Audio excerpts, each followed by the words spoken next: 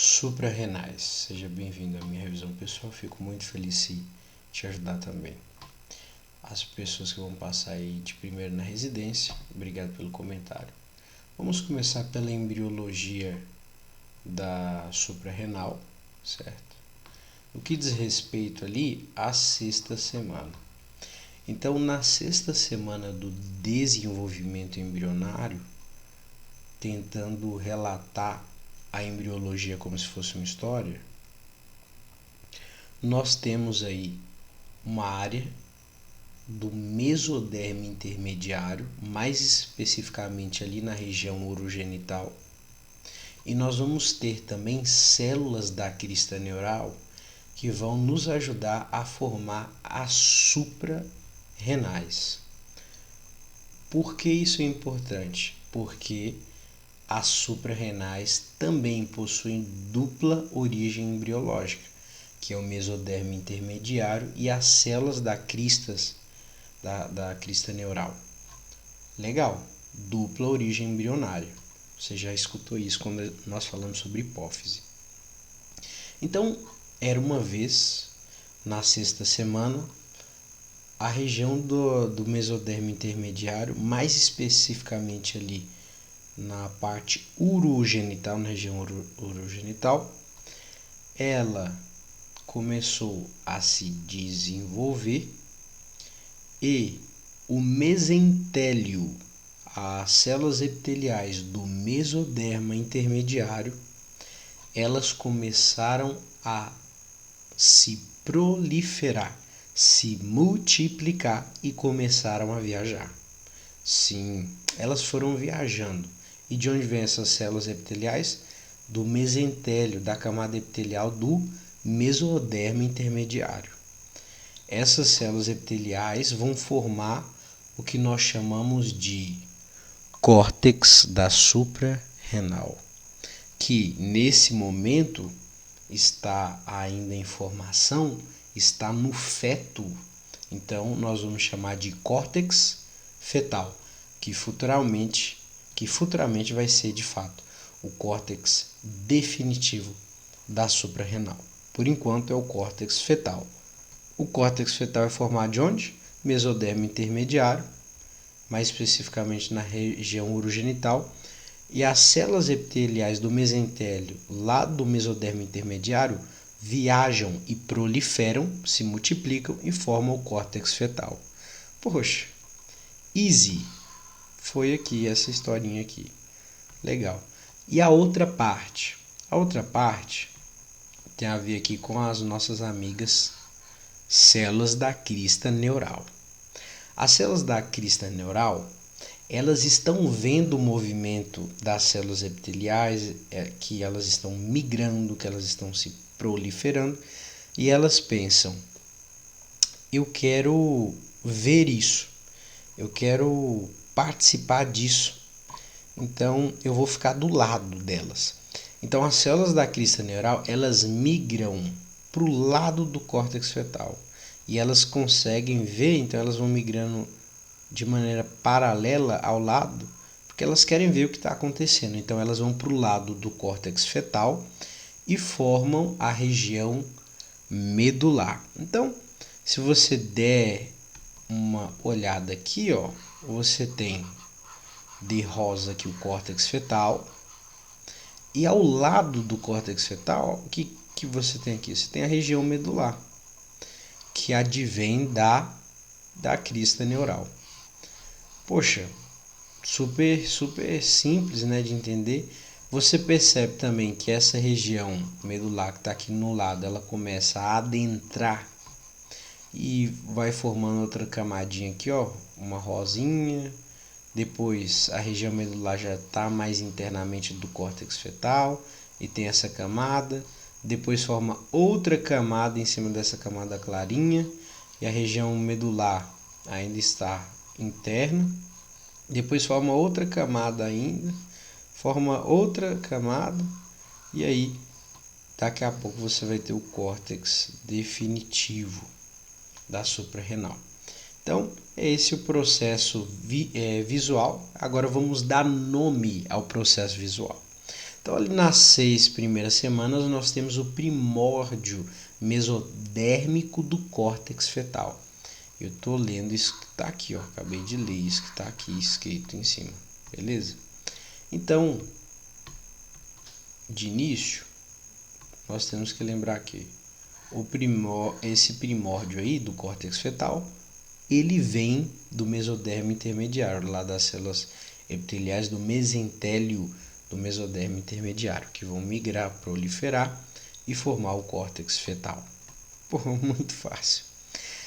Acontece que o tempo vai passando e o córtex fetal ele cresce, que esse rosinha aqui, vou colocar com rosa. Esse córtex fetal, 6ª semana, 7ª semana, ele começa a crescer e ele vai abraçar, aqui ó, você pode ver que ele está abraçando a região medular. E a região medular começa a se internalizar. Então, nesse momento que ele começa a crescer e vai abraçando, ó, aos poucos a região medular,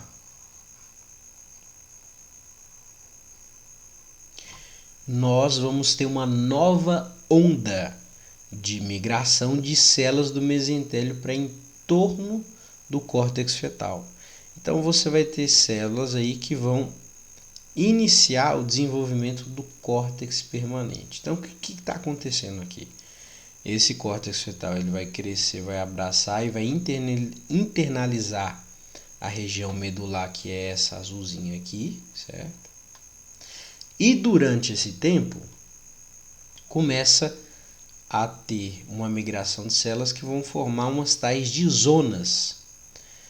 Então, nós vamos subdividir esse córtex fetal em zonas. Por exemplo, começa a aparecer aqui, ó, a zona fasciculada, que é essa aqui, ó. Começa a aparecer a zona fasciculada.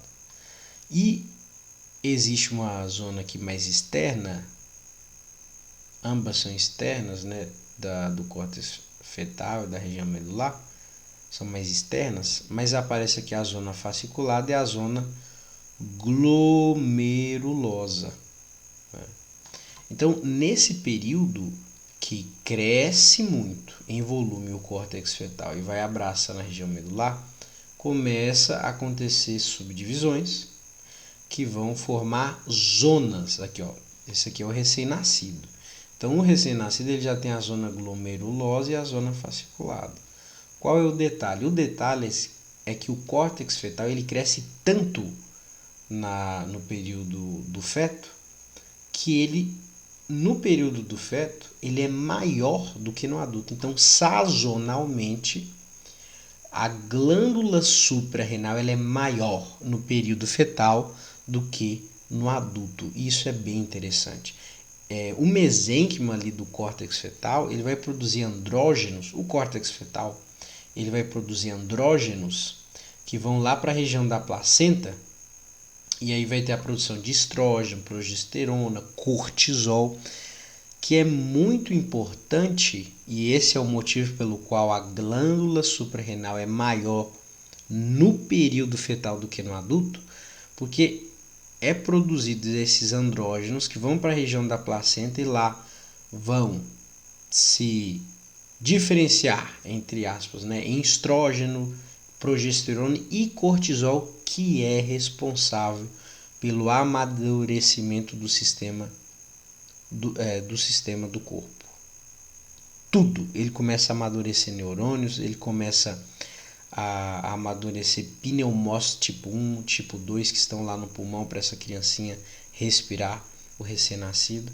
Então, a presença de cortisol é muito importante. Então, eu preciso ter uma glândula suprarrenal, um córtex fetal que produz esses hormônios da glândula suprarrenal com uma quantidade que me é relevante para o desenvolvimento e amadurecimento desse recém-nascido.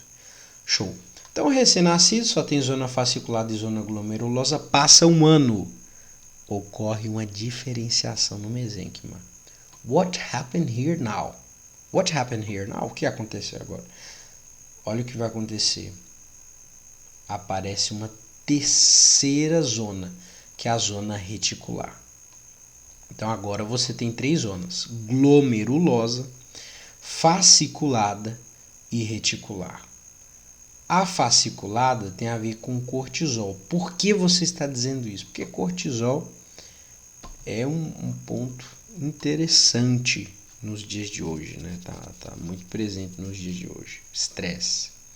Então aqui você tem a glândula suprarrenal, um esquema histológico, né, do Junqueira e Carneiro. E aqui você tem tecido conjuntivo denso não modelado, a cápsula, bem legal.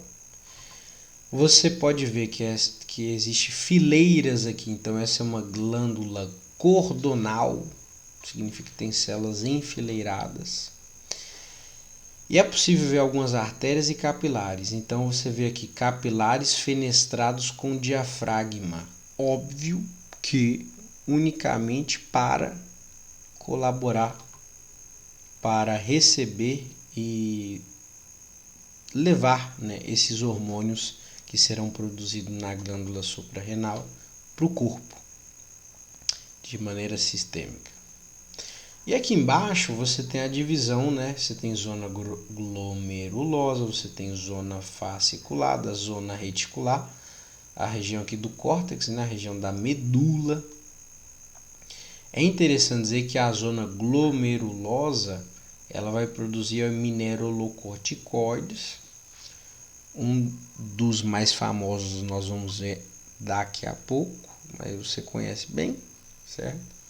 Você tem a zona fasciculada, né, que tem em torno aí de mais ou menos 70% a 75%, e a zona reticulada, que está relacionada aí com 7% e com a produção de andrógenos. Nós vamos comentar sobre isso. E a medula, por fim, que vem das cristas neurais, que você já sabe, que está correlacionados com as catecolaminas. Isso é muito importante. Inclusive, as catecolaminas são responsáveis por uma gama literária de estudos científicos falando sobre produtividade. Super interessante isso. Disciplina, produtividade. Bem, aqui você tem mais uma vez a representação cápsula, tecido conjuntivo denso não modelado, zona glomerulosa, mineralocorticoides, zona fasciculada relacionada aí com glicocorticoides, vendo colesterol, né? Zona reticular com andrógenos e a região medular que está correlacionada com as catecolaminas. Para onde vão todos esses hormônios produzidos por essas regiões? Vão ali para a veia da suprarrenal, que vai ser responsável aí por enviar para o corpo e recolher, né, esses hormônios. Mais uma vez, você vê aqui a cápsula de tecido conjuntivo denso não modelado. E agora a diferença é que nós temos células representadas de cada região. A zona glomerulosa vai produzir mineralocorticoides e essas células da zona glomerulosa, parece globó, são as células mais globosas, mais arredondadas, que vão produzir aldosterona. Aldosterona, o nosso hormônio protagonista, aldosterona, que geralmente ganha do cortisol, quando a briga é por receptores. Interessante, né? Agora você tem a zona fasciculada, que é maior, né? 70% a 75%. E ela tem células cúbicas acolunares que vão produzir glicocorticoides. Poxa, o nome é bem sugestivo. Glicocorticoides, poxa, cortisol. Essas células cúbicas acolunares, elas têm muitos receptores de LDL, né? Então elas são células mais claras devido à grande concentração de gordura, porque é colesterol. Muito interessante isso, né? E aí, então nós temos aqui a zona reticular, células atomosadas com a outra. E a zona reticular está responsável por produzir os andrógenos, a DEA, a androstenediona, hormônio masculinizantes.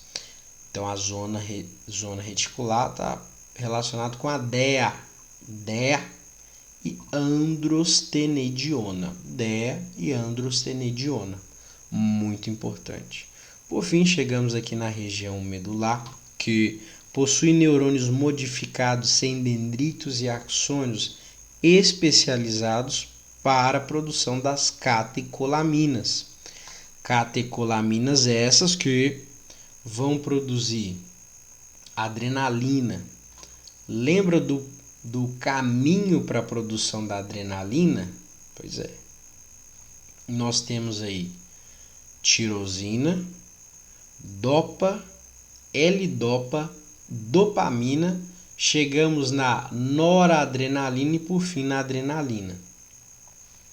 Beleza? Esse é o caminho. Tirosina, dopa, L-dopa, dopamina, noradrenalina, adrenalina. E a feniletolamina N-metiltransferase é a enzima responsável por transformar a noradrenalina em adrenalina. Logo, se eu tenho muita noradrenalina e muita enzima da feniletolamina N-metiltransferase, eu vou ter muita adrenalina, certo? É importante dizer que elas vão ser guardadas em grânulos. Ponto esse que já foi comentado na primeira revisão. O metabolismo no córtex da suprarrenal é super interessante. Vale lembrar que o metabolismo no córtex da suprarrenal é importante para nós entendermos algumas doenças. Então, essa enzima em verde aqui, embora tenha um nome complexo e grande, ela está super correlacionada com as coisas que são relevantes e importantes das doenças, como o medicamento vai agir, qual é a sua... Ou melhor, o que justifica o protocolo que você irá seguir baseado nos sintomas do paciente. Eu acho que essa é a melhor forma de dizer isso, o que eu queria fazer para fazer uma aplicação na prática. Metabolismo do córtex das suprarrenais tem a ver com colesterol. Simples assim, tem a ver com colesterol. Então nós temos aí a região cortical, que é relacionada aos hormônios à base de colesterol. Nós vamos ouvir falar sobre o ACTH, que está correlacionado também com esse estímulo dessas zonas do ACTH. Mas aqui de início é importante lembrar que o colesterol ele é responsável pela produção desses hormônios. Vamos começar pela zona glomerulosa. Eu vou fazer uma coisa diferente, para ficar um pouquinho mais fácil. Só vou fazer com a zona glomerulosa, só com a zona glomerulosa. Simples, Vou fazer isso aqui, eu vou abrir uma página em branco e colocar aqui, colesterol. O colesterol, né, vou deixar ele aqui no início, peraí. Colesterol. Aqui você tem um colesterolzinho, tá? Beleza. Acontece que esse colesterol ele vai se formar na pregnenolona. Mas para ele transformar em colesterol pregnenolona, tem uma enzima que vai pegar o nome do colesterol. Colesterol desmolase. E aí forma a pregnenolona. Porém, essa pregnenolona vai formar no 11-DOC, que tem um nome bem grande, bem grande. E para formar nesse 11-DOC, né, você vai ver aí o 3-beta-HSD, certo? que é outra enzima que vai atuar para formar o 11-DOC. O 11-DOC, ele vai virar a progesterona. E quem vai ser responsável pela formação da progesterona, de transformar o 11-DOC em progesterona, é o 11-hidroxilase. Vamos lá. E eu aprendi um negócio, eu vou enumerando, ó. 1, 2, 3, 4. Beleza. A progesterona, ela vai formar, se eu não me engano é 11 progesterona, né? Ela vai formar o corticosteroide pela 21-hidroxilase. Bem easy, né? A corticosterona, por sua vez... peraí que eu vacilei. Não, tá certo. É só... É o toque, ó. Deixar em branco, ó. Tá vendo que está em branco e o pretinho em cima? Corticosteroide. O corticosteroide, ele vai se transformar em 18 hidroxicorticosteroide. Esse 18 hidroxicorticosteroide, ele vai, adivinha, vai ser induzido a sua formação pela enzima 18 hidroxilase. Como Deus é perfeito. Ah, Senhor Jesus. Deus é muito bom. 18 hidroxilase. Então, ó, até agora, aqui, ó, 1, 2, 3, 4, 5, 6. Por que eu estou enumerando os hormônios? Porque nesse processo da zona glomerulosa, que nós estamos, ó, que é a zona glomerulosa, né? Estamos na zona glomerulosa. Existe apenas 7 passos para chegar no hormônio que nós queremos. Então, ó, da 18-hidroxicorticosteroide, nós vamos ter a formação de... Peraí, eu acho que eu ia fazer mais comprido. Nós vamos ter a formação, finalmente, da aldosterona. Mineralocorticoide da zona glomerulosa. Aldosterona. Tá. E aqui, qual que é? Poxa, esse aqui é bom demais. Esse é aldosterona sintase. Vamos dar uma olhada se eu acertei tudo? Vamos, mas olha só. O que é interessante dizer aqui da zona glomerulosa? Tem todo esse processo e essa enzima aqui, ó, você só vai encontrar only here.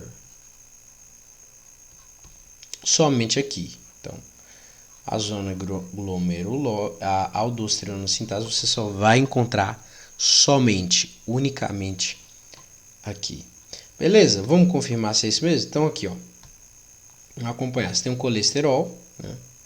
Vai formar o pregnenolona pela colesterol desmolase. Depois você tem o 3-beta-HSD, que é isso mesmo? 3-beta-HSD. Eu quero decorar o nome. Beta-hidroxiesteroide desidrogenase. Até que não é difícil, né? Aí vai formar a progesterona. É isso mesmo. Olha. Formar a progesterona. Tá escrito feio aqui, mas é isso aí. Depois da progesterona, opa, aqui ó, eu inverti o 11-DOC,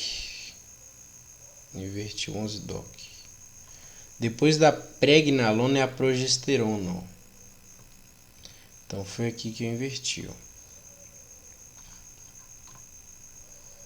Depois do 11-DOC, na verdade depois da pregnenolona é a progesterona. E aí depois você tem o 11-hidroxilase, aí tem sentido, ó. O 11 indica que o próximo vai ter 11, e de fato o 11-DOC. Agora tá certo. E o 11-DOC é 21-hidroxilar, progesterona. E eu troquei dois aqui de lugar. Eu troquei o 11-hidroxilase. Está vendo, né? É coisa demais dessa vez. 11-hidroxilase. E é 21-hidroxilase aqui, 11-hidroxilase. Né? Agora foi. Deixa eu ver. Deixa eu apagar aqui, ó. Então, ó, o que acontece? Vamos colocar um por um aqui devagarzinho, sem pressa. Então, deixa eu apagar aqui. Então, depois da progesterona, nós temos o 11-DOC. Então, depois da progesterona, nós temos o 11-DOC. E a enzima entre a progesterona e o 11-DOC é a 21-hidroxilase. Show de bola. Progesterona, 21-hidroxilase. Então, estava certo. Beleza. Do 11-DOC para o corticosteroide, ó, você tem aqui, ó, 11-DOC para o corticosterona. Aldosterona tem sentido, né? Corticosterona. Dessa vez tem muito conteúdo. Corticosterona. Fica inventando tipo fase da cabeça, ó, isso que dá. Corticosterona. A corticosterona, ela vai formar o 18-hidroxicorticosterona. 18. Então, beleza, até aqui tá certo. Então, do 11-DOC para corticosterona é 11-beta-hidroxilase. Então, aqui, ó,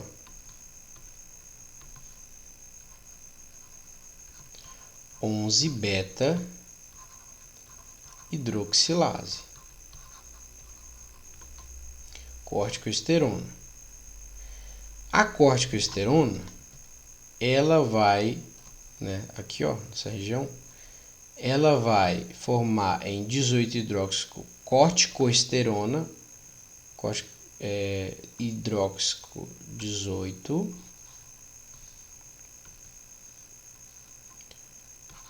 hidroxicorticosterona, né, pela 18-hidroxilase. Essa parte tá certinha. E aí, por fim, vai ter a aldosterona, sintase, e então chega na 7, número 7 notas musicais, 7 cores do arco-íris, 7 o número da perfeição. Então tá aí, ó, 7. E continua, né, essa informação de que a aldosterona sintase é somente aqui. Então esse é o processo da zona glomerulosa, que não é difícil, né, mas é só repetir mais umas 2, 3 vezes que fica bem firme, né, bem solidificado na memória. Mas é isso aí, não tem muito segredo. Quando nós vamos para a zona fasciculada, agora eu não vou separar, só queria mostrar esse processo separado. Agora eu vou deixar aqui mesmo no diagrama. Na zona fasciculada, o foco é produzir cortisol. Se você dá uma olhada aqui, cortisol. Na zona glomerulosa, o nosso foco foi a aldosterona. Aqui na fasciculada, nós temos uma enzima que é a enzima top da zona fasciculada, que você só vai encontrar ela aqui, que é a 17-alfa-hidroxilase. Então apareceu 17-alfa-hidroxilase de qual zona é? Fasciculada. Colesterol desmolase, glomerulosa. Então essa 17-alfa-hidroxilase, ela vai pegar a pregnenolona, que veio do colesterol desmolase. Ela vai pegar a progesterona, que veio da pregnenolona, mas a 3-beta-HSD transformou em progesterona, vai pegar a pregnenolona e a progesterona. E essa enzima, ela vai transformar a pregnenolona em 17-alfa-hidroxipregnenolona e a progesterona em 17-alfa-hidroxiprogesterona. Tá aqui, ó. Ambas, né, se você percebeu, é a mesma enzima que está aqui, ó. Por isso é o 3-beta-HSD que transforma pregnenolona em progesterona. E o 17-alfa-hidroxilase, ele só vai... Eu gostei de trazer esse raciocínio lateral, mas você pode pensar assim também. A pregnenolona tem a atuação da 17-alfa-hidroxilase, que transforma em 17-alfa-hidroxilase pregnenolona. O 3-beta-HSD transforma em 17-alfa-hidroxiprogesterona. A 21-hidroxilase transforma em 11-deoxicortisol. A 21-hidroxilase deoxicortisol, exatamente igual aqui. Eu realmente boiei, né? E confundi ali, troquei, mas é simples, ó. 21-hidroxilase vai formar o 11-doc. 21-hidroxilase aqui vai formar o 11-deoxicortisol.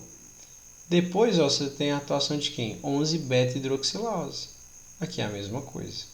Só que é mais fácil, porque a 11-beta-hidroxilase já vai transformar no cortisol. Que legal. Repetir umas 3 vezes no papel. Não esquece mais isso aqui. O cortisol, ele compete com os receptores mineralocorticoides com a aldosterona. E geralmente a aldosterona vence. Mas nós vamos falar sobre um caso que o cortisol vence, mas só quando ele está em excesso. Então não é fisiológico, é mais patológico. Vai causar consequências. Agora, a 17-20-liase, ela é apenas da zona reticular. Ela é exclusiva da zona reticular. Tem contrato de exclusividade. Tal como a 17-alfa-hidroxilase da zona fasciculada e o colesterol desmolase da zona glomerulosa. Na zona reticular focada em produzir andrógenos, nós vamos lembrar do DEA, certo?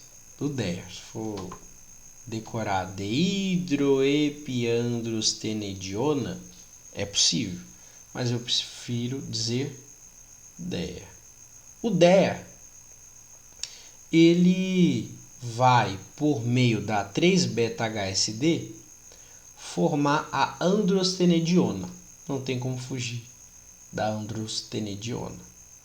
Então, a androstenediona, que vem do DEA pela ação da enzima 3-beta-HSD, ele vai ser responsável por produzir aí a testosterona através da enzima 17-esteroide redutase. A androstenediona, ela vai corroborar aí com a produção de andrógenos masculinizantes. Andrógenos esses que vão ser responsáveis, por exemplo, no sexo feminino, pela produção de cabelo, pelo o estirão de crescimento e a vontade sexual. Essa é a função dos andrógenos, que são masculinizantes. É interessante dizer que pelo 17 esteroide redutase ele vai formar testosterona, extremamente importante no homem. Mas essa testosterona ela vai ser aromatizada por meio da aromatase. Vai colocar um cheirinho aí, cheiro de flores, e vai formar o estrógeno. Muito importante aí para a proteção dos ossos, uma vez que a testosterona é transformada em estrógeno pela enzima aromatase no homem quando a testosterona passa pelo tecido ósseo. E lá, essa testosterona transformada em estrógeno pela aromatase pelo tecido ósseo vai ter efeito protetor na matriz óssea, uma vez que ela corrobora para o aumento dos osteoblastos e a diminuição do osteoclastos. Show de bola! Osteoblastos, né, que vão corroborar para a produção óssea. Legal, né?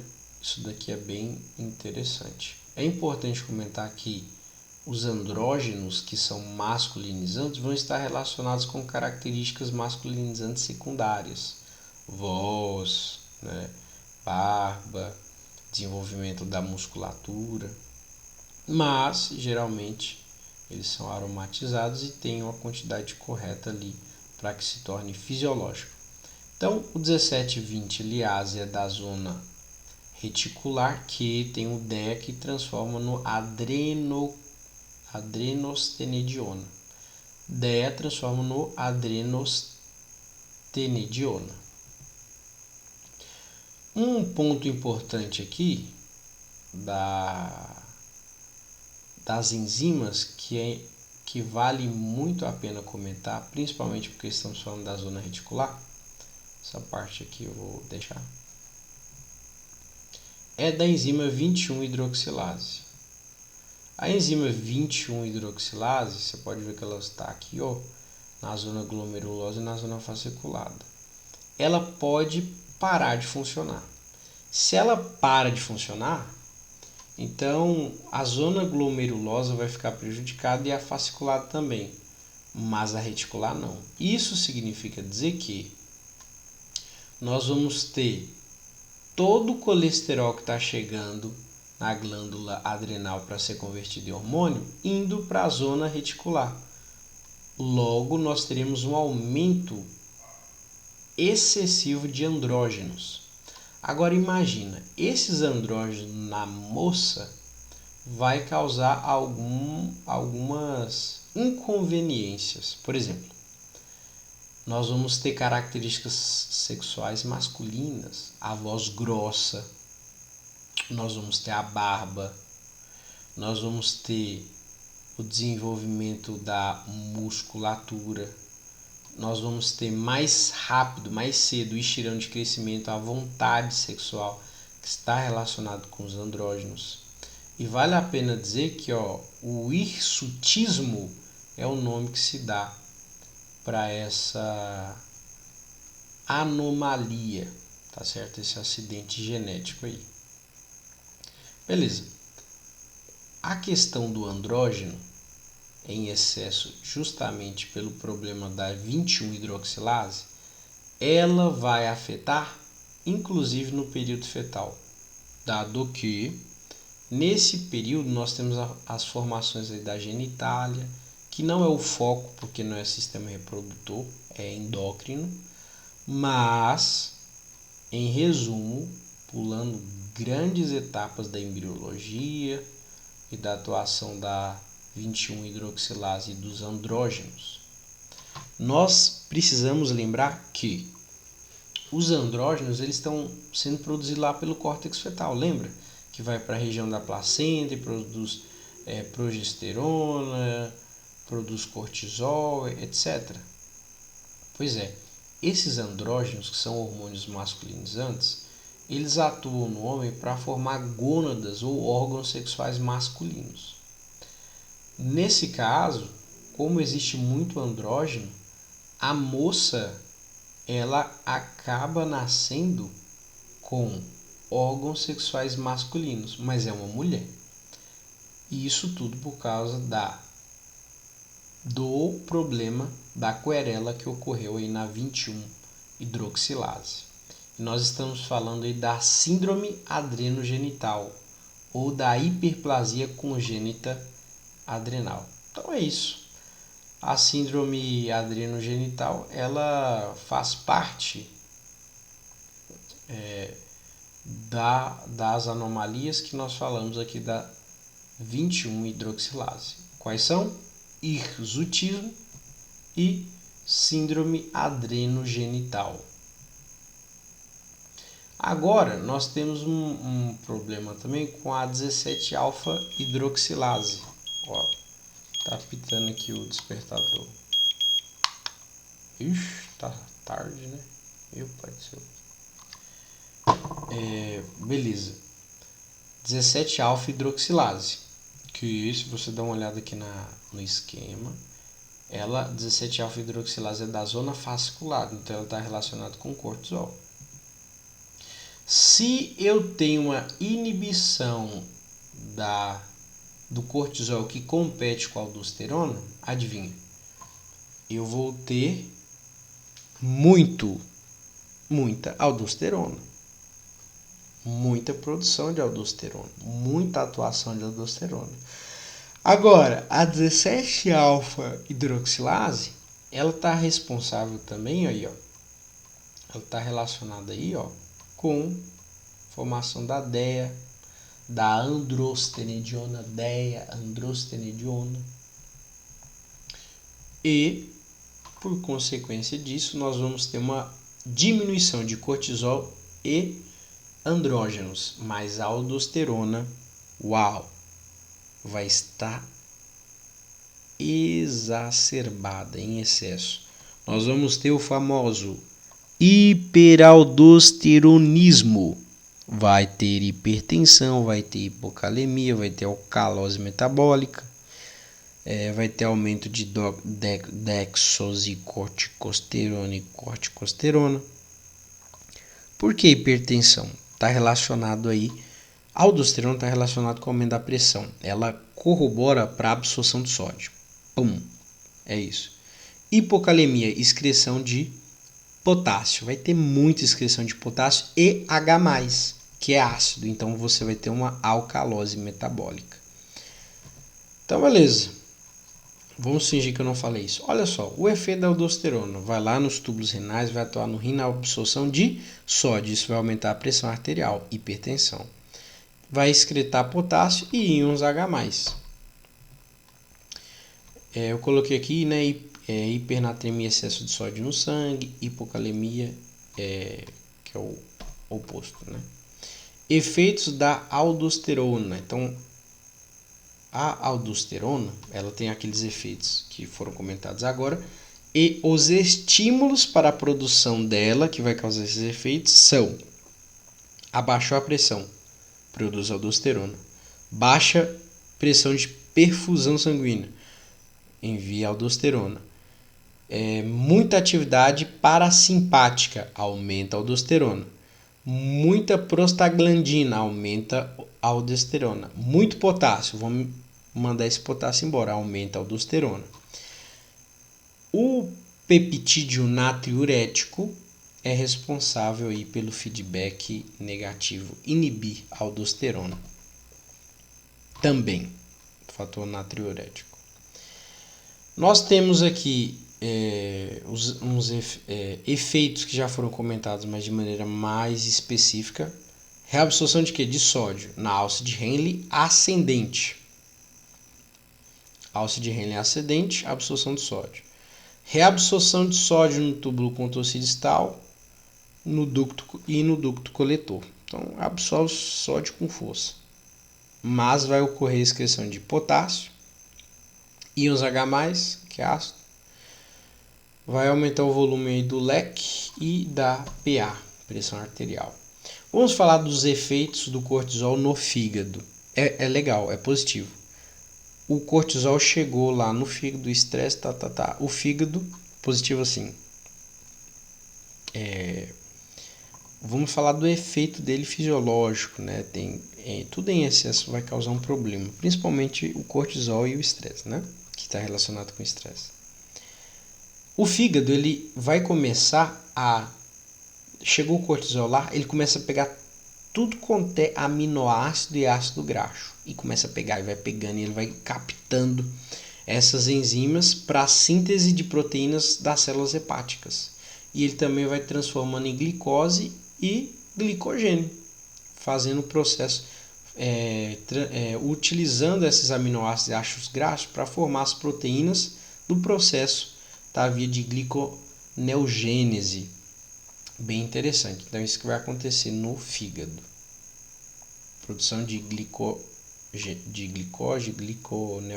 vai ativar a via de gliconeogênese, tá? E produção de algumas proteínas das células hepáticas. Mas e fora do tecido hepático e na pele, né? Nas outras regiões, vai ser esse mesmo efeito? Claro que não. Não vai permitir a entrada de glicose. Nem isso vai permitir. Então, por exemplo, lá no músculo, já era pele, osso, músculo, gordura, não entra glicose. O excesso de cortisol não deixa a glicose entrar. Então, você vai ter uma glicose circulante grande aí. Você vai ter também a quebra, né, de colágeno, de elastina, de actina, de miosina. Então, se tem quebra de colágeno e elastina, você vai ter estrias. Vai ter cortisol, estresse, estrias. Actina, miosina são proteínas lá dos músculos. Então, trata-se de um indivíduo que vai ficar com os braços finos, com as pernas finas. Inibe a absorção aí de glicose. É interessante dizer também que essa quebra de colágeno, elastina, de actina e de miosina vão liberar aminoácidos no sangue que vão para o fígado participar ali do processo da via de gliconeogênese. Tá bom? Uma pessoa com excesso de cortisol, estou falando uma pessoa que está num caso patológico, hein? Doente já, vai ter adipogênese, ou seja, produção de gordura, tecido adiposo visceral no abdômen, no pescoço, na face. Faz de meia lua, sabe? Aquela pessoa com o que nós chamamos de uma obesidade mais central ali no abdômen, pescoço e face. Mas em níveis normais, o cortisol ele estimula a lipólise, ou seja, a quebra de triglicerídeos em outros locais do corpo. Então transforma a gordura em ácido graxo e depois em ATP, que é energia. Então ela vai colaborar para a produção de energia para o corpo.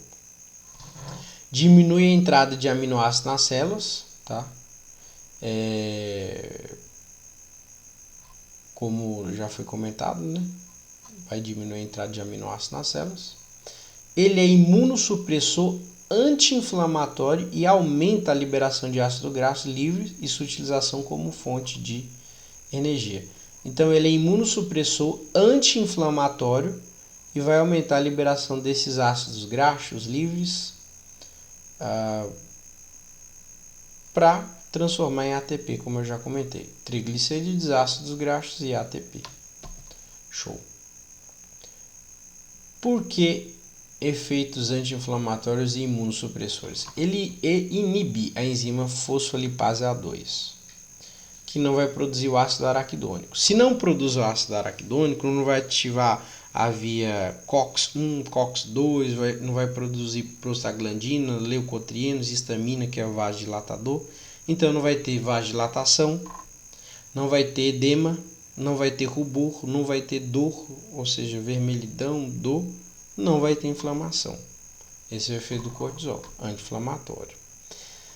Ele estabiliza as membranas lisossômicas, que não liberam enzimas que destroem os tecidos, mas inibe a produção e migração de linfócito T e B.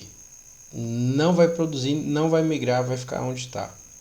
Diminui a produção de fibroblastos e depósito de colágeno, que eu falei das estrias, né? Reduz a liberação local de enzimas proteolíticas, que são membranas de conservação também dos lisossomos, mas induz a apoptose de linfócito T. E impede a produção desses colágenos, de proteoglicanos, glicosaminoglicanos, e por sua vez impede a produção de integrinas selectinas, que são importantes aí para a quimiossíntese, para ocorrer a diapedese, ou seja, ela não permite o sistema imune funcionar. Então, uma pessoa que está com cortisol em excesso é imunossuprimida. Um problemaço, né?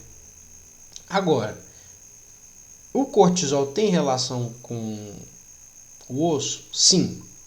O excesso de cortisol pode dar problema no osso? Sim. Qual o problema? Osteoporose. Como isso ocorre? Simples. O cortisol ele inibe a via da vitamina D. Ele inibe. Quando ele inibe a ação da vitamina D, tem uma diminuição da absorção de cálcio no intestino. Para de absorver cálcio. 2. Diminui a reabsorção renal de cálcio. Isso vai diminuir o cálcio sérico e estimula a elevação do paratormônio. E aumenta a reabsorção óssea. Esse é o processo. Então, vou repetir. Inibe a ação da vitamina D, diminui o cálcio sérico e estimula a elevação do paratormônio, que, por sua vez, induz a absorção óssea da matriz óssea. Então, estimula ligante RANKL, que ativa os osteoclastos para fazer a reabsorção da matriz óssea. Você tem uma menor produção de colágeno, de osteopontina, de osteonectina, que começam a ser degradadas pela ação do cortisol. E essa produção de colágeno, de osteopontina e osteonectina são importantes para que esse cálcio se fixe na matriz óssea.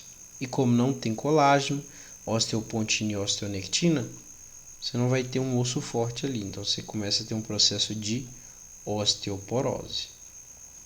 Então, esses glicocorticoides aí em excesso, o cortisol aumenta a expressão de RANKL, maior atividade de osteoclastos, diminui a atividade e a multiplicação de osteoblastos, diminui a expressão de osteoprotegerina e produção de colágeno, diminui a produção de osteopontina e osteonectina. São degradados e vai causar tudo isso, osteoporose. E na ação cardiovascular, no sistema cardiovascular, o que esse cortisol ele pode causar? Bem, ele vai contribuir para o débito cardíaco e pressão sanguínea, estimula a síntese de eritropoetina, ou seja, estimula a produção de hemácia. Então, quanto mais cortisol, mais hemácia você tem. Menos cortisol, bem baixo, você pode ter até uma anemia. Então você tem aumento de receptores adrenérgicos também ali na musculatura lisa. Isso faz com que a força de contração aumente, né? E aumente a pressão arterial. E também há um aumento da captação de cálcio pela musculatura lisa, aumentando a força de contração. Vai inibir a síntese de óxido nítrico, que é um potente vasodilatador que está relacionado aí com inclusive inflamação. Então ele é um potente vasodilatador, então realmente vai começar a aumentar a pressão, porque tudo vai começar a se a musculatura lisa das arteríolas vão ter uma maior facilidade de contrair com maior força, e ainda não temos a produção de NO para tentar minimizar esse cenário. Então vai ter um aumento da pressão arterial.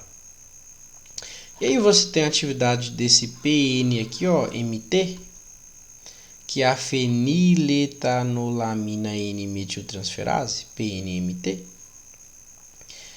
que é dependente aí das altas concentrações de glicocorticoides e transforma em noradrenalina em adrenalina. E existem muitos outros pontos para se comentar isso, mas é um resumo, né? Existem muitos outros. Então pensa lá, está no túbulo contorcido, começa a acontecer a absorção aí de sódio, né? Você tem muitos receptores de mineralocorticoide, molécula de aldosterona, geralmente vivência do cortisol, se liga nesses receptores, mas tem um detalhe dessa vez, tem mais cortisol, muito mais cortisol. E se eu tenho mais cortisol, muito mais cortisol,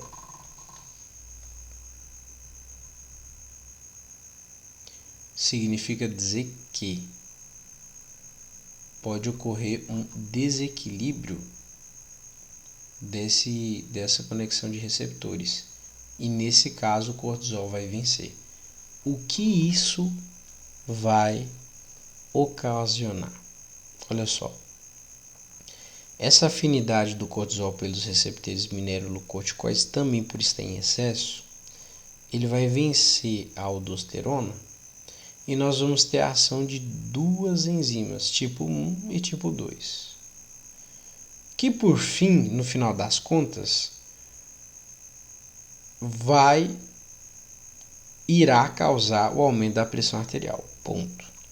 Então o cortisol vai ser transformado em corticosterona pela 11-beta-hidroxiesteroide desidrogenase tipo 2 e pelo tipo 1 da mesma enzima vai ser transformado em cortisol, que é bem mais potente.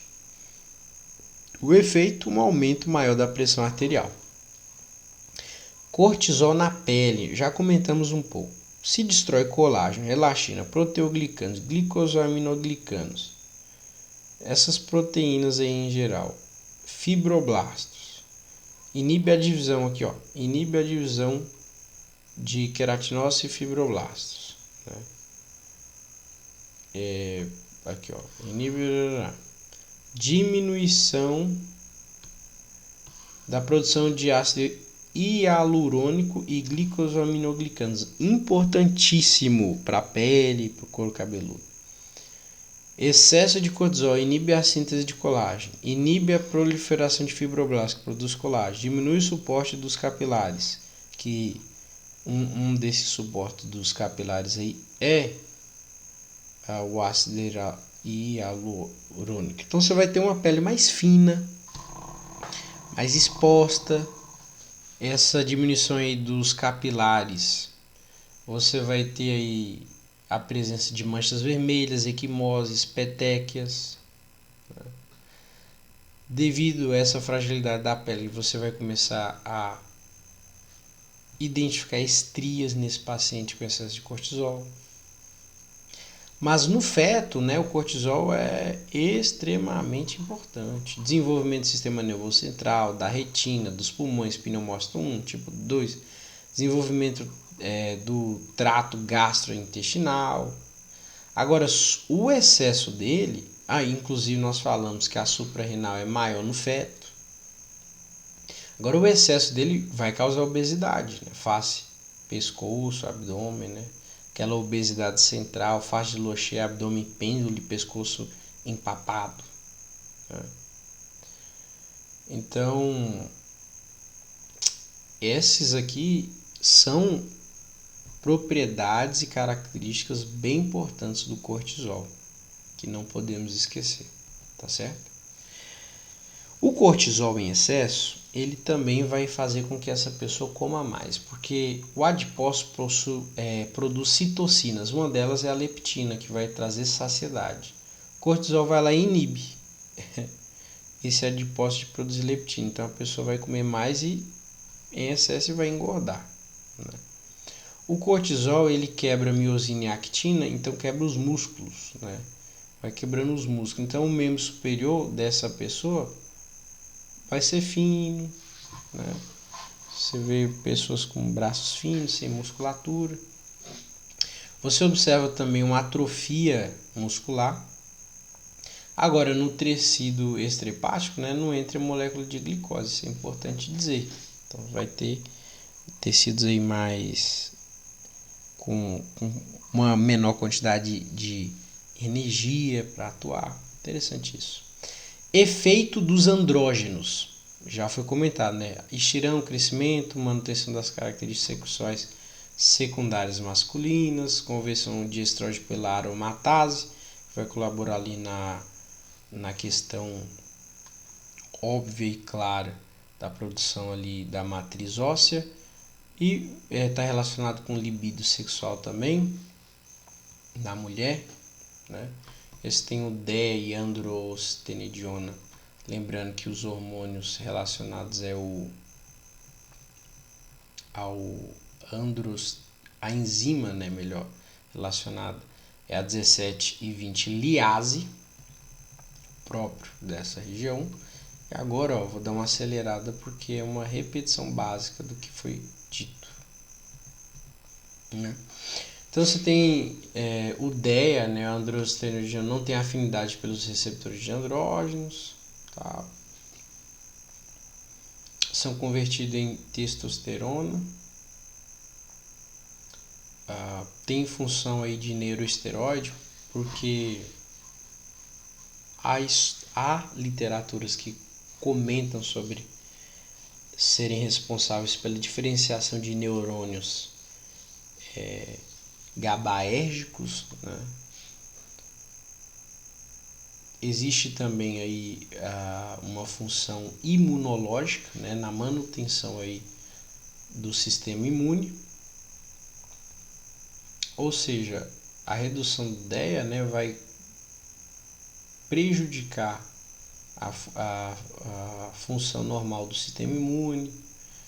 Há estudos que fazem uma correlação do DEA e a androstenediona com a depressão, porque ela faz uma diferenciação em neurônios responsáveis aí pelo processo fisiológico, né, da nossa saúde do sistema nervoso, e o sistema nervoso comprometido vai causar uma depressão nesse indivíduo, né? Está relacionado também com osteoporose e aterosclerose. Explico.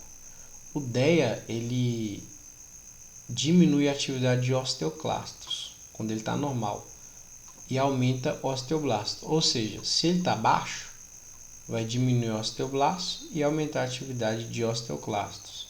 Reabsorção da matriz óssea, aquele mesmo processo, vai chegar numa osteoporose. Agora, a baixa de DEA, ela está relacionada com o aumento de triglicerídeos, de LDL, uma baixa de HDL e um aumento do tecido adiposo. Ou seja, quando o DEA está alto, né, o androstenediona vai colaborar aí para quebra desses triglicerídeos, uma saúde mais equilibrada, nós vamos ter a não formação de placas de ateroma, por exemplo, ou melhor, vão ser mais dificultadas, entre aspas. Precisa-se ter mais estudos para fazer uma afirmação contundente dessa, mas basicamente a presença dela vai diminuir os triglicerídeos, vai diminuir o LDL, vai diminuir o tecido adiposo. Mais saúde, né? Então, quais são as doenças relacionadas às suprarrenais? Tem a doença de Addison, tem a insuficiência, que é a primária, tem a secundária, tem a síndrome de Cushing, doença de Cushing, deficiência na 21 hidroxilase e na 17 hidroxilase, que já comentamos. Mas vamos lá rapidinho. A insuficiência adrenal, doença de Addison, nós vamos ter aí uma hiperpigmentação da pele, né? Deixa eu ver se tem aqui. Hiperpigmentação da pele, que já foi explicado na primeira revisão, né? Olha a diferença para você ver. Então você vai ter uma acidose metabólica, uma hipotensão, diminuição do volume do leque. Está relacionado com a família aí do ACTH, certeza que você lembrou agora. Nós vamos ter diminuição dos andrógenos, ou seja, diminuir pelos axilares pubianos, diminuir o libido também nas mulheres. A doença de Addison aí, ela está relacionada aí com uma hipercalemia. Você tem aqui a destruição autoimune de zonas das suprarrenais, diminui o cortisol, hipoglicemia, tem aí vômito, fraqueza, perda de peso.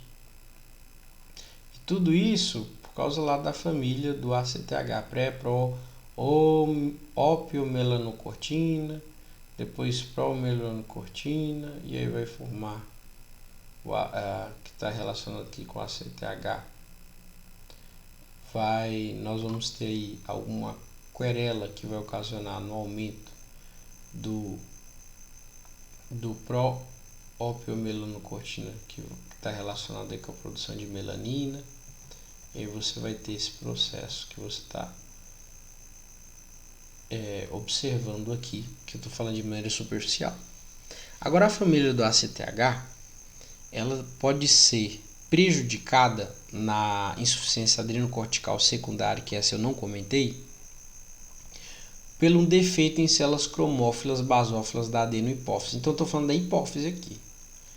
Ali, realmente é glândula suprarrenal. Aqui não. Aqui é um problema na hipófise, por algum motivo as células cromófilas basófilas falaram assim, não, deu um problema aqui, nós não queremos mais o ACTH, então diminui o ACTH, diminui a secreção de cortisol, níveis de aldosterona estão normais, né? Porque o problema é na hipófise, não na glândula suprarrenal propriamente dito. Não ocorre hipercalemia, você tem uma acidose metabólica e diminuição do líquido extracelular. E não ocorre hiperpigmentação na insuficiência adrenocortical secundária. Na síndrome de Cohn, está relacionada a um tumor, neoplasia, nas células da zona glomerulosa. Então, está relacionada aí à aldosterona, né? Aqui, ó. Deixa eu só mostrar aqui as células. Glomerulosa. É importante olhar aqui porque vamos lembrando, né? Colesterol, pregnenolona, progesterona, até chegar na aldosterona. Então, de fato, é aldosterona, zona glomerulosa, fascicular do cortisol, reticular, DEA e androstenediona. Então, na região glomerulosa,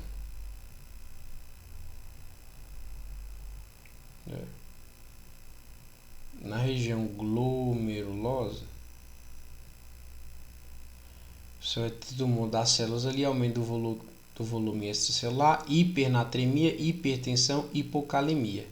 Você vai ter uma alcalose metabólica, dado que você vai ter uma excreção de muito H+ no sangue para a urina, né? Porque você tem um aumento de aldosterona, então você vai ter aí uma absorção maior de sódio, vai aumentar a pressão arterial, hipertensão, hipocalemia, excesso de excreção de sódio, então você vai ter uma alcalose metabólica, óbvio. E diminui os níveis de renina, porque o de aldosterona estão muito altos. Eu trouxe aqui basicamente como é que funciona esse processo aí de aumento aqui você tem a zona glomerulosa, que produz a aldosterona, fascicular do cortisol, reticular andrógenos, né? Medular catecolaminas. Aí aqui eu coloquei um pouquinho, ó, angiostensinogênio, renina, que vem do rim, angiotensina 1, enzima conversora de angiotensina, vem aqui, ó, o ECA, transforma em angiotensina 2, enzima angiotensina 2 vai aqui, ó, para o rim aldosterona, né? E esse processo aí aumenta a pressão arterial, beleza? Show de bola, né? Processo bem interessante para a produção aí de aldosterona. Então, se eu tenho muita aldosterona, para que eu vou enviar renina, né? Então, diminui renina. Aí, claro que é um problema, síndrome de Cohn é um hiperaldosteronismo primário causado aí pelo tumor de células da zona glomerulosa. Certo? Aí eu coloquei aqui, ó, reabsorção de sódio e tal. No caso da síndrome de Cohn, né? tem que fazer adrenalectomia, retirada total aí da suprarrenais, né? Então, nós temos também a síndrome e a doença de Koch. Qual a diferença, né? Síndrome, conjunto de sinais e sintomas. Na doença, é forma específica da síndrome de Koch. Então, aqui os sinais e sintomas, devido ao excesso de cortisol, é a síndrome. Causa principal, uso de corticosteroide ou produção excessiva pelo corpo. Pela adrenal, hipófise ou outra querela, né? Já na doença está relacionada aí com tumor. Adenoma na glândula hipófise. Então aqui já dá para ver a diferença, né? Excesso de cortisol por várias vias, tumor na hipófise, excesso de ACTH, excesso de cortisol. Síndrome vezes doença. Características, olha aí, ó. Então, você vai ter aí, ó, face redondinha, obesidade central, certo? Uso de esteroides, outros problemas, osteoporose, excesso de cortisol, você vai ter estrias, né? Equimoses, que já comentamos o porquê aparece. Aí, ó, uma cicatrização, baixo desenvolvimento muscular, porque tá quebrando tudo quanto é miosina, quitina, certo? Vai causar diversas querelas, diversos problemas. Tem obesidade central, osteoporose, estria, a proteólise aumentada, hipercorticolismo, hiperglicemia. Doença de Cushing está relacionada com a produção excessiva de ACTH pelas células cromófilas, problemas na hipófise, né? Cromófilas, tumor, está relacionado a um tumor na hipófise. Muito interessante isso aqui, né? E a deficiência do 17-beta e 21-beta hidroxilase? O 17-beta 17-beta hidroxilase, nós comentamos, né? Não vai ocorrer a produção de glicocorticoides e andrógenos, aumentando a produção de mineralocorticoides, que vai causar hipertensão, hipocalemia e alcalose metabólica, porque você vai ter um aumento de aldosterona que absorve sódio, aumenta a pressão arterial, faz uma excreção de potássio, hipocalemia, excreção de H+, alcalose metabólica, o meu fica muito básico.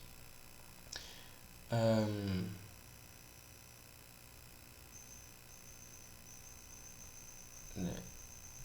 Peraí, eu dei uma confusão aqui, mas eu já comentei tanto o 17-beta quanto o 21-beta, né?